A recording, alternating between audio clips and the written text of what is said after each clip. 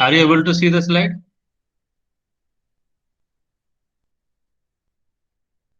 Anyone respond? Are you able to see the Yes, sir. slide? Yes, sir. Okay, fine. Okay, then I'm going to start today's class.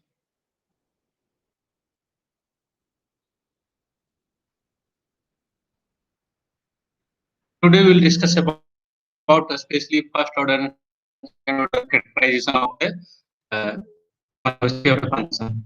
So it is important from various perspectives. You might have already seen in different machine learning, also in different fields, that most elementary technique to find uh, minimum of a optimization problem is that we are applying gradient descent technique.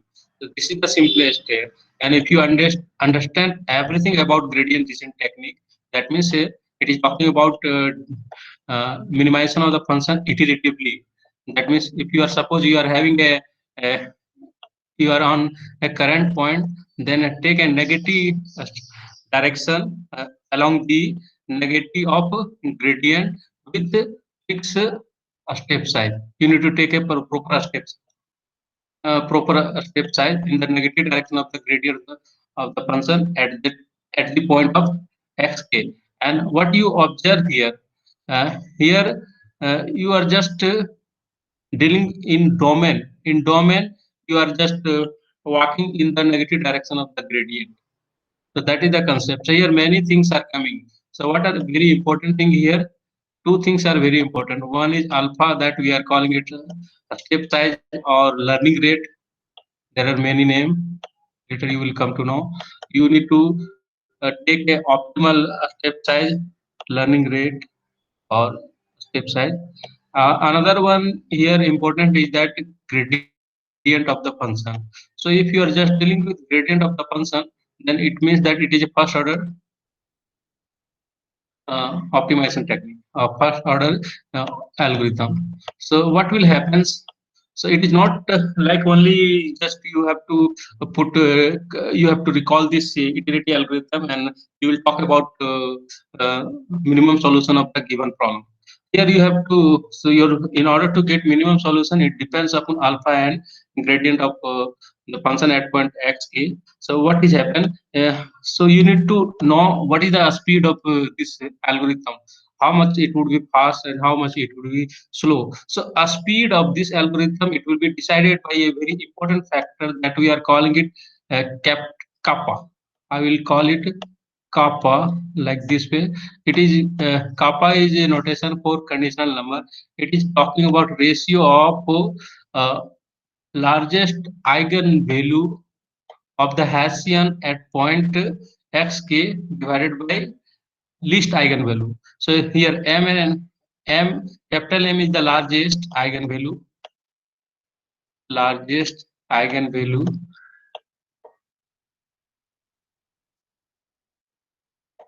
and this is the least eigenvalue. That means uh, least means minimum eigenvalue. You can call it minimum eigenvalue. So what will happen that of Hessian at point xk. Sn is second order derivative of a vector value of function of several variable. You know that it would be a matrix. So you have to usually it happens to be a symmetric matrix. This eigenvalue would be always greater than equal to 0 due to symmetry, and you have to see that if this kappa, it looks if it is very small, then you say that your problem is well posed, and within very few iteration it will converge. But suppose if this kappa is very large, that means conditional number is very large. It means due to large conditional number, your speed would be very slow, and the convergence rate that at optimal point it will converge very slowly. So those kind of problem we are calling it ill conditional problem. So in conditional problem, number of iteration happens to be very large, very slow kind of things. So these things also you need to know all those factor in order to understand the algorithm. So these things I will discuss in detail in algorithm section. Right now I'm just talking about characterization of convexity of function. So coming to outline of today's lectures. So first, again, I will recall the first order characterization of convexity of a function. Then I will go to discuss in detail regarding second order characterization of convexity of function. This one is one practical approach to identify whether a function is a convex or not. Directly, it will give for a lower dimensional function. Easily, you can identify convexity with the help of Hessian. Hessian is a second order test, but in higher dimension there would be problems. So that's where I will discuss in detail in next class regarding few operations which are preserving convexity. So this approach is a modern approach to identify uh, convexity of a function. And Boyd and et al. They have developed one solver calling CVX. CVX is very helpful if you come to know anyhow your problem is convex. Just use CVX. With the help of CVX, you can solve your optimization problem. Just it is condition that you need to know anyhow it is a convex problem, convex optimization problem. Then CVX will give solution of that problem. But to understand that CVX, you need to be very good about what kind of operations are preserving convexity. You need to know. So several kind of functions. Like if suppose in machine learning you have already gone through one multi classification problem that we are calling it softmax function. So softmax function, if you want to establish convexity of that softmax function, it is not a very simple kind of approach. Through this technique and this technique, it would be very tedious. You can't go. So that's where you have to go for this modern technique. Through that, easily you can establish convexity of a softmax function. Softmax function. So those things we need to discuss. We will discuss in this segment. So coming to again first order approximation. So in last class I had already given characterization of first order approximation. It is saying that if you are having a function, then it is a convex if and only if you draw a point, a tangent hyperplane. I am calling it tangent hyperplane. Then tangent hyperplane at any point on the curve, it will provide a global underestimator. That means the tangent hyperplane. This tangent hyperplane, what would be equation of tangent hyperplane at any point? Suppose it is touching this function at point x, then equation would be it would be just a affine kind of function. That means f of x or linear function you can call it f of x plus or first order Taylor's approximation f of x plus dot product of gradient at x with y minus x. So it is a function of y. Here x is uh, fixed with respect to current point x, and here you are taking dot product of gradient at x with y minus x. Y is the neighboring point of x. So neighboring point of x. Y it is just so domain is here. So here y it may be elsewhere. This point is x. So y may be here from this side. Y may be from this side. So throughout you will observe that your f of y is always greater than for neighboring point y. F of y it would be always greater than this first order approximation. So that's why we are saying that this affine function, it is giving a global linear global underestimator. It is always behind the function if provided the function is convex. If function is convex, then your first order approximation of the function from Taylor's theorem, it would be always behind the functions or touching.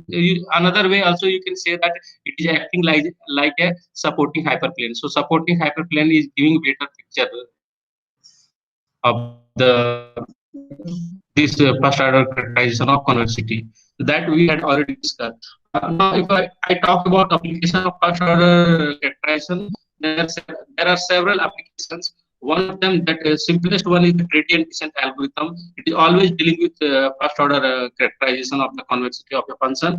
And what is happening here, I have taken, so if you are taking function of one variable, then in function of one variable, when this is the domain, then how can you observe the movement of or movement of your gradient descent technique? Gradient descent technique, it will talk about your gradient descent step. Your update step is, it is xk plus 1 is given by a xk minus alpha times gradient of f at xk. So what will happen? So suppose this is your minimal point or optimal point. You can call it x bar. I am saying it. Suppose you are here. Current point is here. So xk is here. So here xk definitely for this function. What would be direction of gradient? So gradient of this function is just like x square function. Very simple function we have taken. So gradient, general gradient, you can find, that means derivative of this function would be twice of x, 2 times x. So if you take xk in left hand side, then it means that your gradient is negative. That means your what would be your descent direction? In order to minimize function, you have to walk right hand side, because direction of your gradient is towards left hand side. In order to uh, minimize your function, you have to walk in descent direction. So descent direction is coming right hand side. If you're x xk you are taking here, if you are suppose, so you took a step up to this point, so that's why here this transition is given here. So you correspondingly you will get this would be your next iteration xk plus 1. You got xk plus 1. From, if you observe here, what is the direction of descent at this point? At this point, gradient would be positive, and direction of descent would be in this direction, and direction of gradient would be right, but descent direction would be left. So that's why you are moving like this way. Here you are moving, so you are always, your movement happens in the domain of space. So you are moving, coming up to this point, and correspondingly, this is the next updated point xk plus 2, and from xk plus 2 again you have to move like zigzag way. Here finally you will reach at very near to optimal point. It is not guaranteed that you will through gradient descent you will reach exactly at minima, at this minimum point. It is not guaranteed. That's why we are where it is mentioned that gradient descent, it is a suboptimal point.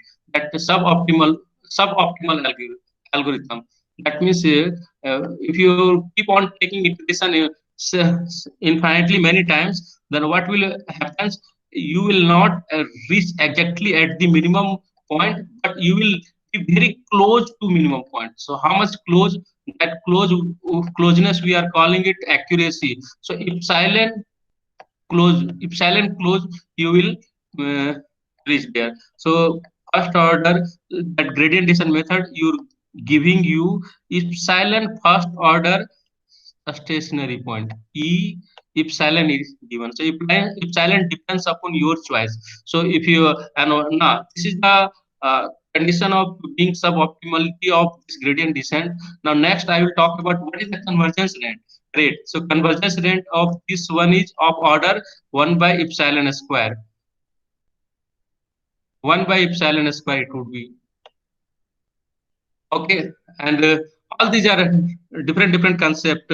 We will come to discuss later. And another very interesting kind of algorithm is given by Nastro. Nastro's accelerated gradient descent. It is faster than this gradient descent algorithm. It is also involving one past term as well.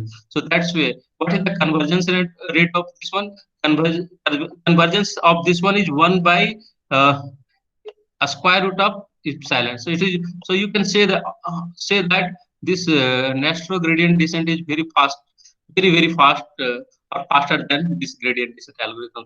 So all these are coming with respect to first order characterization.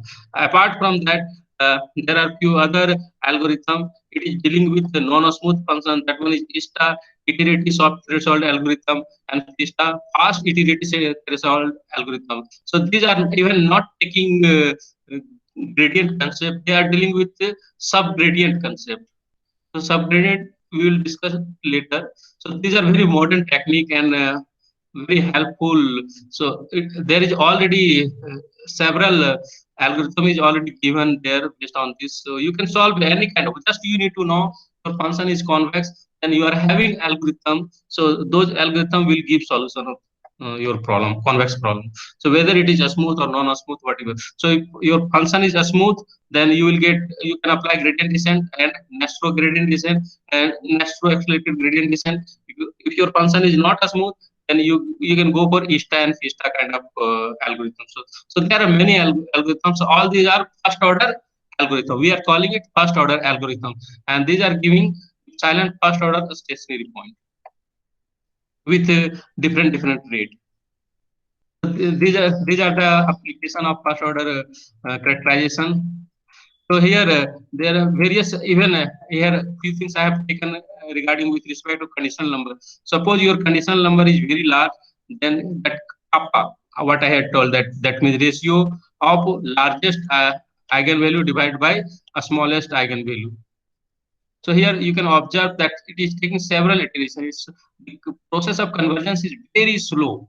So it is taking large number of iterations, and you can say that such kind of things are ill pose problem.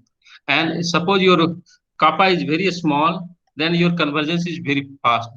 It is started from here, you arrive here, and from finally you are arriving in the neighborhood of very near to your optimal point. So that's where you have to also observe the value of conditional number as well, the ratio of largest eigenvalue and with respect to the smallest eigenvalue. So those things make a speed. It is talking about a speed of the corresponding first order algorithm. Now we are coming to discuss about second order characterization of a convex function. So what is that? It is totally based on second order derivative of a given function of several variables, and second order derivative is coming what? It is a Hessian. So it is so you need to find Hessian. Hessian is defined like this one. It happens to be a matrix kind of matrix having second every entry of this one is second order partial derivative. So you have to vary I from where to where. So y I from 1 to n and j from 1 to n. So Hessian is n by n matrix.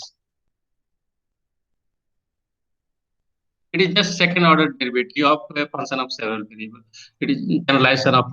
So one example here I have taken that what is the condition when we will say that a function is twice differentiable. A function is it is definition of twice differentiable, and this portion you can call it up to this. We are calling it it is second order approximation of Taylor approximation of a given function. If function is twice differentiable, then you function you can approximate by this second order Taylor's polynomial, second order Taylor polynomial for twice differentiable function. So what does second order test say? It says that if your function is twice differentiable on its open and convex domain of function, then f is convex if and only if its Hessian is positive semi-definite. So you have to know what is definiteness. So Hessian happens to be a matrix. So just inquire about definiteness of the that corresponding Hessian. That means f is having no non-negative curvature. If function is convex, it says that f is having non-negative curvature. It is equivalent to saying that Hessian is positive semi-definite.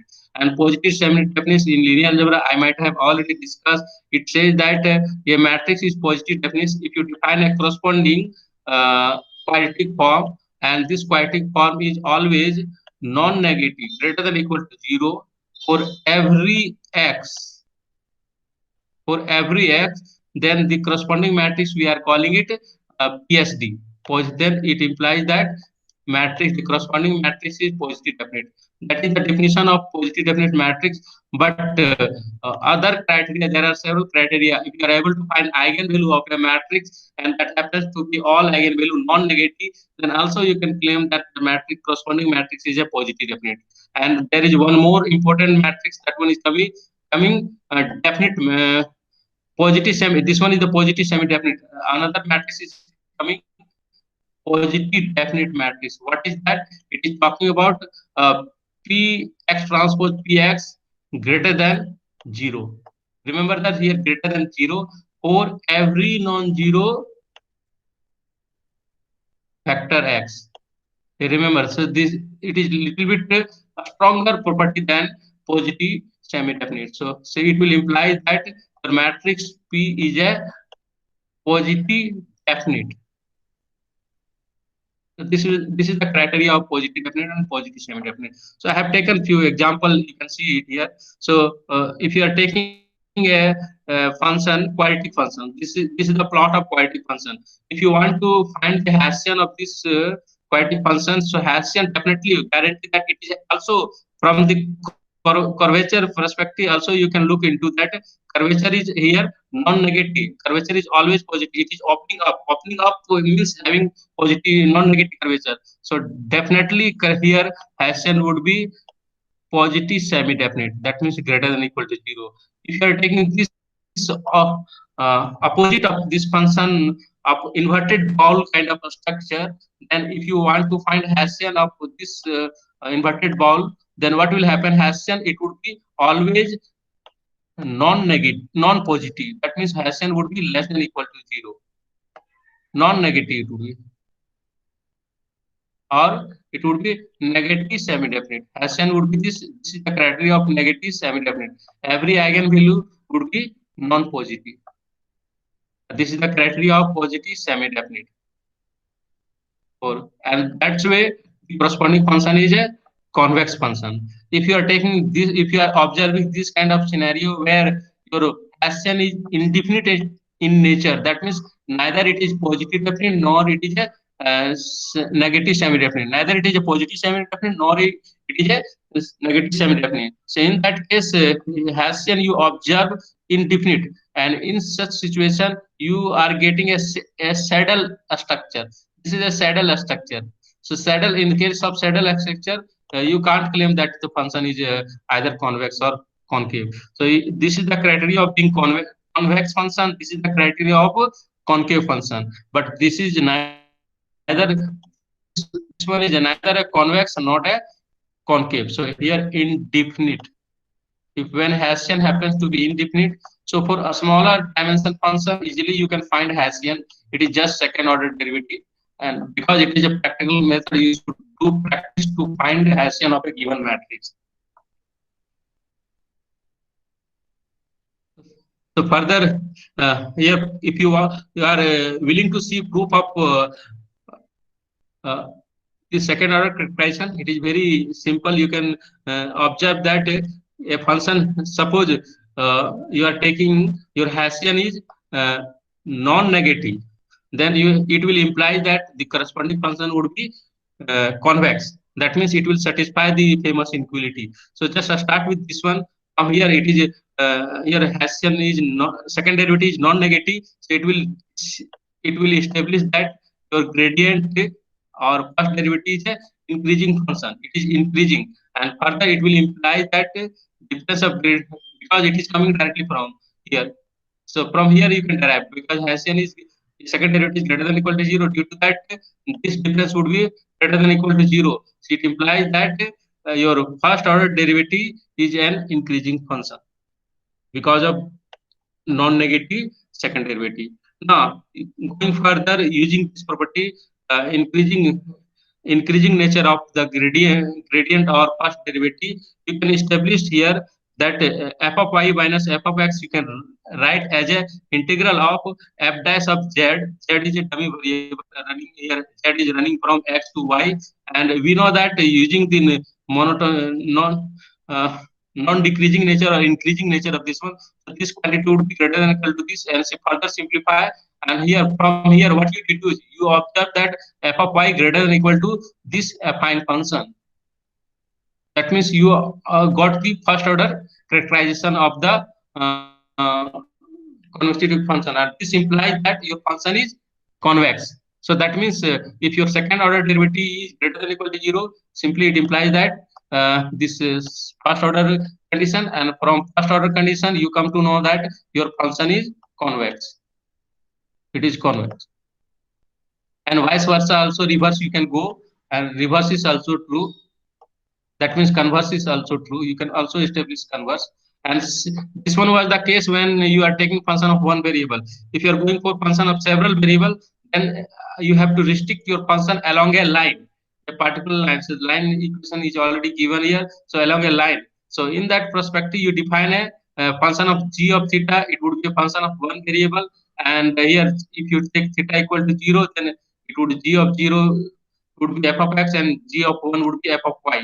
And further find the second derivative of uh, g with respect to theta, then it will involve this quadratic terms. Here it is dealing Hessian of the function of several variables. So here what you will observe that you have already taken this quantity Hessian is greater than or equal to 0. So it will say that second derivative of the function of one variable theta is also greater than or equal to 0, and go this deduction again analysis, and from there you can claim that your function g is convex, and convexity of g you will imply your function f is convex, because g is restriction of f along a particular direction. So that's why convexity of g it will imply convexity of x.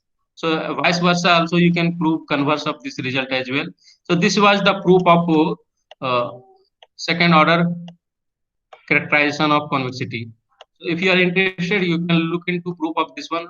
Otherwise, I'm not going to ask question from this segment. It is just for understanding purpose. I had given this one in very simplified form. Just if you want to understand in a very deeper sense of second order characterization, you should go through this proof.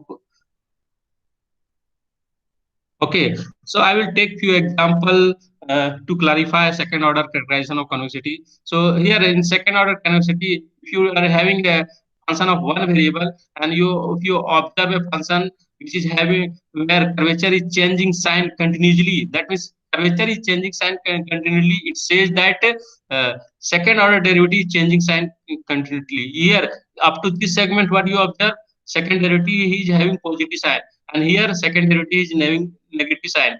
Here second derivative is having positive sign. Here again second derivative is having negative sign. So due to change in sign of the second derivative, you can claim that this function is not a convex function. If there is no change, it is always a non-negative. That is always positive. Then that time function would be convex. Otherwise, function would be not a convex function. So here there is a change of sign in the second derivative. For function of one variable, your Hessian would be second derivative. So this function is not a convex function. Another example I have taken here, quadratic function, very general kind of quadratic function, x transpose p x.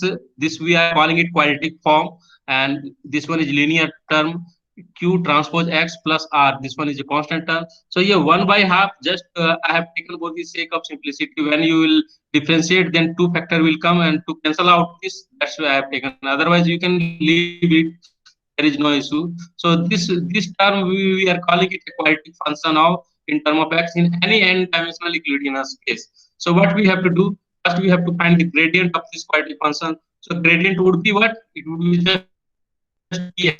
So it practice n equal to 2, and just to how you will get what kind of this will have. So there you will come to know gradient of this function, quadratic function happens to be px, and if you find Hessian of this quadratic function, Hessian would be simply p. So if you want to check this function, so this function would be convex if and only if your the Hessian is positive semi-definite. It is positive semi-definite. That means every eigenvalue is non-negative. So convexity it would be guaranteed by your second derivative for this quadratic function. So this one was the very general kind of things. Now, if you one important kind of quadratic function you always deal with in machine learning, that is least square function or square loss. So this loss square function you always find like this way. Norm of minus x square. So this you are talking about this one is a famous function.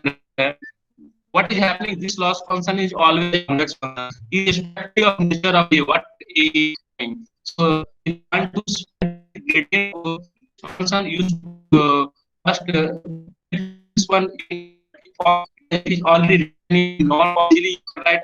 We know that square of non to be, it is talking about factor with itself. So square of norm, it happens to be inner product of vector A with itself. So A, that means dot product of A with itself. And further you can write it in, if you are in convex optimization or linear algebra. So always we write inner product in transpose form. So A transpose A. So that's way this square of to a square norm, you can write it like this way. So forget about 1/2, leave it there. Just convert this one, you can write it like this way: y minus x transpose y minus x simply. So if you further simplify this term, so what kind of form it will take? It will take the form y transpose A transpose y minus, directly it is your homework. Try to do this, break into this simple form: price of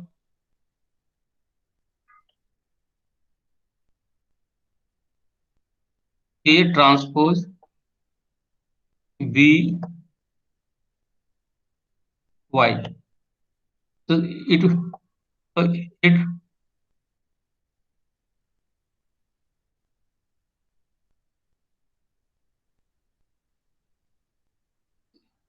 here what is happening? Y and here x will come.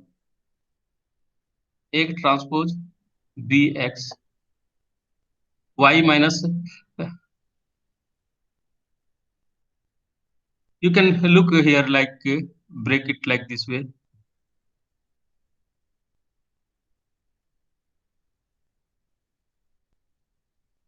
Calculation is very simple. It is so y transpose. So if you break it, so what kind of form it will take?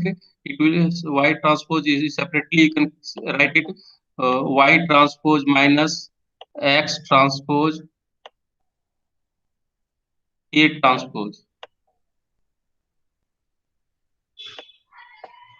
After taking transpose thing inside, minus y minus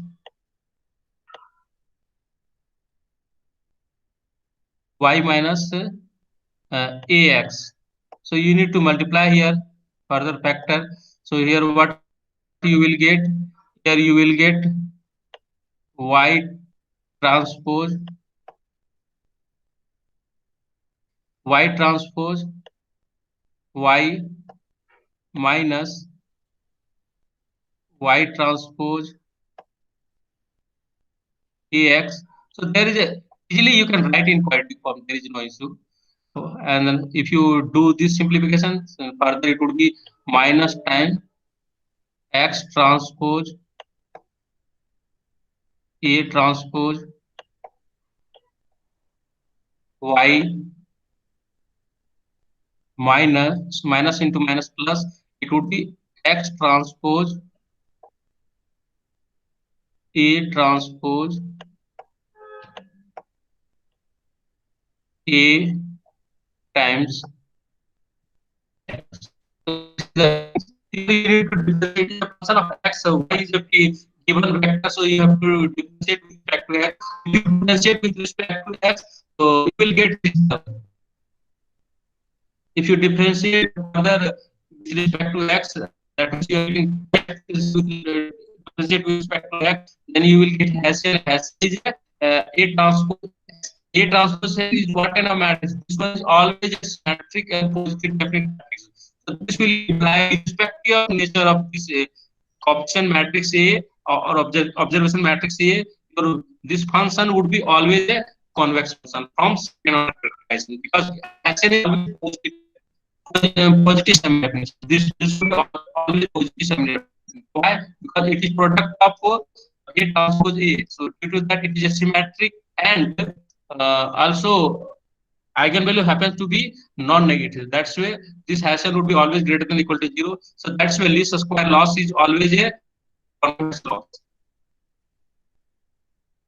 So a few more example I have taken it here.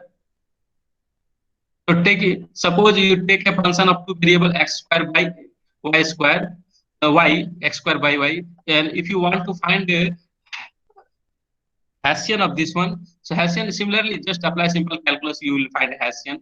So I don't want to go that algebraic calculation. So Hessian, it can be written as like this way. So if you want to calculate gradient, first in order to calculate Hessian, you calculate gradient and further differentiate that gradient with respect to the variable, and then you will get your Hessian. So what is the gradient? Gradient is very simply, you can get it. So what would be the gradient? You first differentiate with respect to x. So it would be twice of x divided by y. Then you have to differentiate with respect to y in second term. So it would be minus x square divided by y square. This one is your gradient, and further if you differentiate this gradient with respect to x, y, then you will get your Hessian. So this is the Hessian, and Hessian, it can be written in uh, outer product of this vector. So outer product, you know that if you define taking a vector A and you do outer product with this one, you multiply a column vector A with A transpose, then you are getting outer product. Outer product always happens to be a matrix. If suppose example, you take a vector 1 2-dimensional vector having entry 1 2, and also you will come to know outer product would be always positive semi-definite, so of the same vector. So I'll take outer product of this one. So what would it be? It would be 1 2, you are multiplying transpose of 1 2. So transpose of 1 2, it would be a row vector. So 1 2 column vector times this row vector, and just it is a matrix multiplication. That means 1 time 1 is 1, 1 time 2 is 2, and 2 time 1 is 2, and 2 time 2 is 4. So you can observe from the picture, it would be always a positive definite matrix. There is one more criteria of looking positive definite, that check for principal minor. What are the principal minor? If all principal minor happens to be non-negative, then we can call it a positive semi-definite matrix. So what is the first principal minor? So first principal minor is having value taking 1. 1 is always greater than or equal to 0. And what is the second principal minor? Second principal minor, it would be determinant that find the determinant of this matrix. What would be that? 4 times 4 is 0. 0 is again greater than or equal to 0. So due to that, this matrix is a positive semi-definite matrix. So that's why it is written in term of this order product. It is this quantity would be always positive semi-definite, but here also there is one factor 2 by y3. So y3, it is power in cube. So that's why y is power in cube. That's why this quantity would be positive only when y is positive. So if you are taking y is positive, then this function would be a convex function. And graph is already plotted here. So graph, you look into this is the plot of x square by y. It is always you can call it is part of sheep kind of a structure. So it is always a convex function. Also you can look from, if you are able to plot the graph, then you can look from epigraph of a structure. Epigraph would be always a convex shape. From there also you can derive. So further example, here I have taken one more example. If I are taking this quality function x transpose this matrix times x, and if you find Hessian, this Hessian is no more positive definite. It is no more positive definite. Here itself, it is already, the Hessian is in diagonal form. So easily you can say that eigenvalue, it is having 1 and -1. And eigenvalue is changing. So that's why this function is having indefinite Hessian. Here Hessian is indefinite. neither negative semi-definite nor positive semi-definite.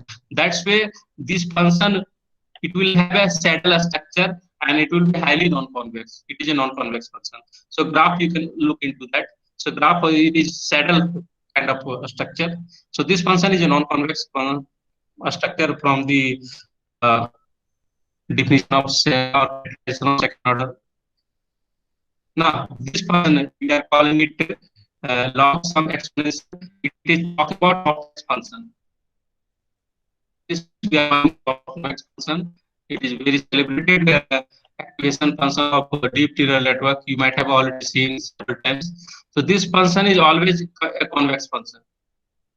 So if you want to check the convexity, you have to find the Hessian. Here for second order characterization, you need to find the Hessian, and when Hessian you will get, Hessian would be always positive semi-definite. It will be always positive semi-definite. That's why log sum exponential is a convex function. This finding Hessian is little bit complicated. That's why we will talk about one more approach to establish convexity of this log sum exponential or softmax function later. In next class we will discuss. So in order to establish that, what you have to take, you have to define a quadratic form like this way. And here a special consider V happens to be again direction of the corresponding Hessian, and from here what you do, you take a special condition over that in such a way that this quantity is always greater than equal to this quantity. And under that scenario, the Hessian would be always a positive. It will define the corresponding quadratic form. It would be always a greater than equal to 0. That's why Hessian is a positive semi-definite in this case. Positive semi-definite. And here inequality, this inequality we have taken this quantity, first quantity here in that numerator is greater than equal to 0. So that's why this quantity would be, this total quantity would be greater than equal to 0, and denominator we are having already a square. So a square term is always greater than equal to 0. So in total the Hessian would be greater than equal to 0 because the corresponding quadratic form, this we are calling quadratic form of the Hessian, it is greater than equal to 0. That one is the definition of a positive definite matrix. So we are having our soft max function. It is a convex function from the second order characterization. Okay, other things we will discuss in next class in detail. That one is it is a modern approach to establish convexity of function. Okay, thank you. If you are having any question, then you can ask. Otherwise, I'm going to wind up today's class. Anyone is having any doubt?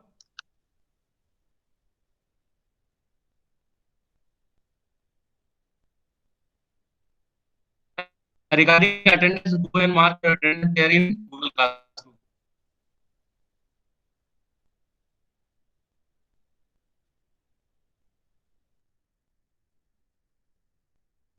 Okay, I'm going to wind up this.